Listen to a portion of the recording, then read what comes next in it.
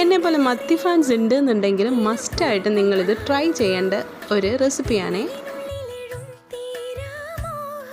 അതിനാവശ്യമായിട്ട് കുറച്ച് കൊച്ചുള്ളി, വെളുത്തുള്ളി, ഇഞ്ചി ഇതെല്ലാം നമുക്കൊരു ജാറിലേക്ക് ഇട്ട് ഒന്ന് ക്രഷ് ചെയ്തെടുക്കാം.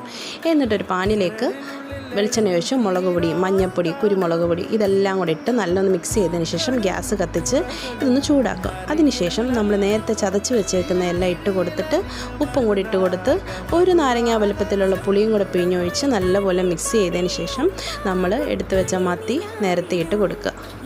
അത് പിന്നെ കുറച്ച് കഴിഞ്ഞിട്ട് ഒരു സൈഡ് വെന്ത് കഴിയുമ്പോൾ അത് മറിച്ചിട്ട് കൊടുക്കുക. നമ്മുടെ ടേസ്റ്റി മത്തി ഫ്രൈ റെഡി ആയിട്ടുണ്ട്. എല്ലാവരും ഇത് ട്രൈ ചെയ്യണം. എൻ്റെ ചാനൽ സബ്സ്ക്രൈബ് ചെയ്യണം.